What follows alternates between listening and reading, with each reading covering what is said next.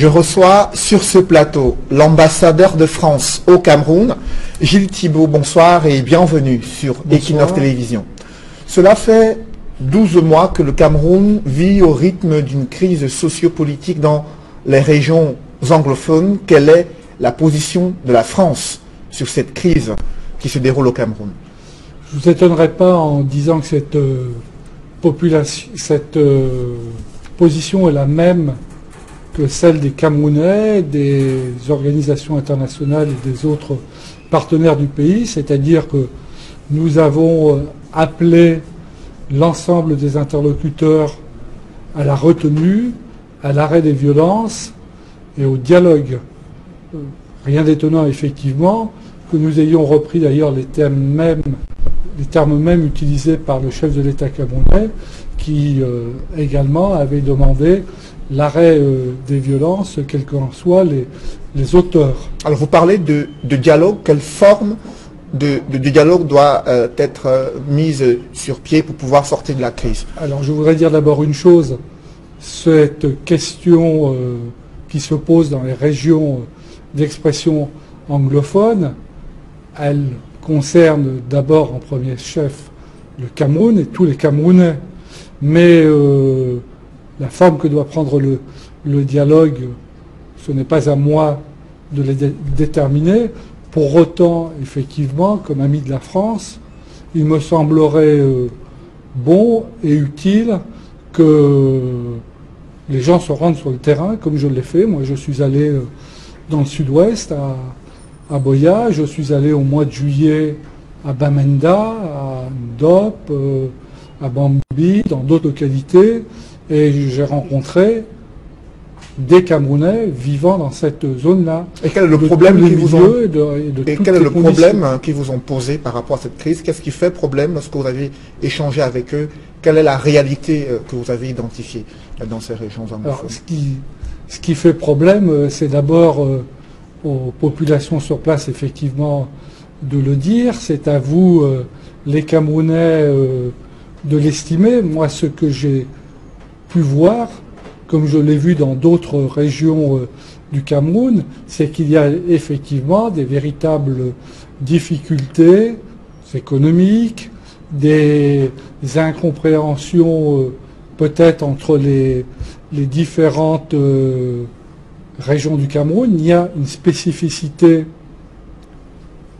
anglophone du fait de l'héritage de la période coloniale, notamment avec l'utilisation de la common law, avec un système d'enseignement spécifique. C'est au départ d'ailleurs la base des revendications.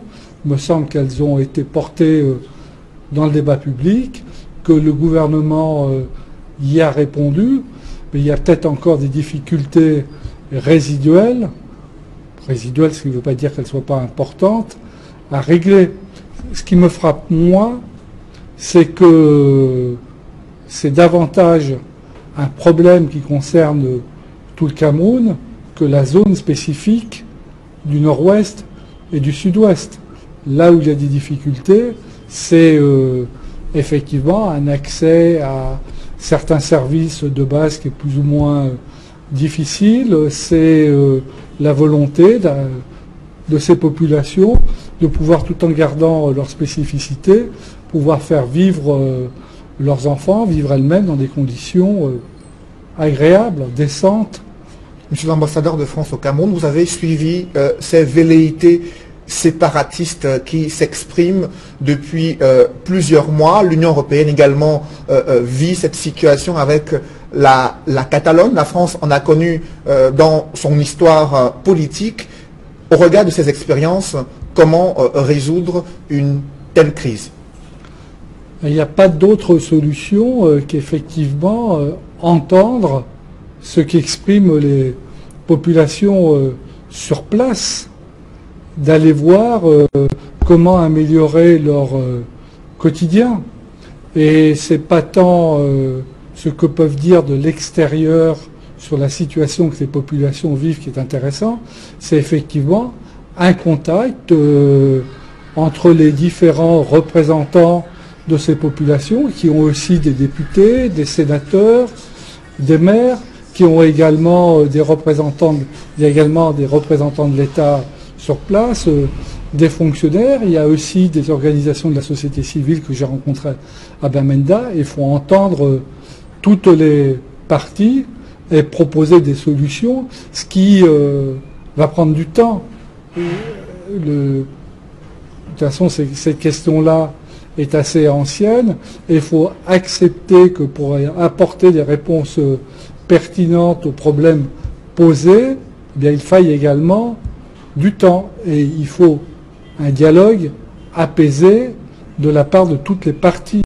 Il faut être dans la sérénité et également dans la transparence de part et d'autre. Il faut tenir compte de ce que disent les populations, la majorité silencieuse, et d'abord la majorité silencieuse, ce qu'elle souhaite d'abord, c'est pouvoir vivre normalement sans être l'otage d'extrémistes comme il peut y en avoir, ni en même temps d'être soumise à une crainte d'une réaction des autorités gouvernementales qui serait trop forte. En l'occurrence, c'est la modération qui compte de part et d'autre. Justement, en dehors de cette crise anglophone, il y a une menace sécuritaire qui plane à l'extrême nord du Cameroun, où vous y êtes rendu il y a quelques mois pour évaluer la situation sécuritaire. Quelles sont les réalités auxquelles vous avez été confrontés dans le cadre de cette lutte contre le terrorisme? Là encore, il y a des situations au quotidien vécues par des populations, situations difficiles. Il y a une pression qui est exercée dans certaines zones par des groupes terroristes qui rendent le quotidien difficile. Alors, moi, je ne peux que saluer l'engagement des forces de sécurité et de défense camerounaises dans ce combat contre le terrorisme, l'engagement également des États de la région du lac Tchad à travers la force multinationale mixte. Et comme vous le savez, la France, avant d'ailleurs l'engagement du Cameroun en 2014 dans ce combat contre Boko Haram, était elle-même, et elle l'est encore plus que jamais, engagée partout sur notre propre territoire, mais également en Afrique, dans cette lutte contre les extrémistes. Justement, la France qui avait promis d'accompagner les pays engagés dans cette guerre contre le terrorisme, c'était lors du sommet sur la sécurité qui s'est tenu en 2013, là où le président de la République du Cameroun avait lui-même déclaré la guerre contre Boko Haram. Mais depuis, les Camerounais s'interrogent sur la contribution de la France dans le cadre de cette guerre, où le Cameroun se retrouve tout seul, alors que c'est une cause commune. C'est une contribution très concrète, et évidemment le Cameroun n'a jamais été tout seul. Il ne l'était pas avant lui-même de décider le président Biya annonce sur le perron de l'Élysée en 2014 qu'il allait déclarer la guerre à Boko Haram. Nous étions déjà aux côtés du Cameroun comme nous étions déjà aux côtés du Mali. Vous vous souvenez quand le 11 janvier 2013, quand Katiba était en train de descendre sur Bamako pour y installer un État islamique, la France est intervenue. Donc la France paie le prix du sang aux côtés de ses frères africains dans cette lutte-là. Et très concrètement, au Cameroun, eh bien, nous soutenons la formation des démineurs. Nous soutenons la formation de forces spéciales, nous soutenons des formations de professionnalisation dans le domaine de la collecte du renseignement, nous soutenons aussi des forces de police et de gendarmerie pour leur apprendre à mieux intervenir sur des scènes d'attentats. Tout ça, ce sont des actions concrètes au quotidien que nous menons avec le Cameroun, et il y a des échanges permanents entre les états-majors camerounais et les états-majors de la force Barkhane, dont maintenant le PC est situé à N'Djamena. Donc on est dans des actions très concrètes, de façon différente que dans la bande sahélo-sahélienne. On n'a pas d'hommes engagés sur le territoire camerounais, on a simplement des officiers de liaison et puis des détachements de formation qui interviennent en permanence à partir de Libreville pour professionnaliser dans les domaines que j'indiquais, renseignement, déminage, forces spéciales, les unités camerounaises concernées. Alors, Gilles Thibault, vous êtes ambassadeur de France au Cameroun, cela fait 12 mois. C'est votre première visite ici sur Equinox Télévision à Douala. Quelle est la perception et l'appréciation que vous avez des programmes de cette chaîne de télévision? Ça fait partie des chaînes, comme tous ceux qui résident au Cameroun, que je regarde. Je trouve, et c'est ce qu'il convient de faire, qu'il y a une présentation de l'actualité suffisamment impartiale, qu'à vous déployer sur le terrain, c'est ce qui compte, parce que l'information, elle ne peut pas être traitée par des journalistes à partir de Douala ou Yaoundé pour dire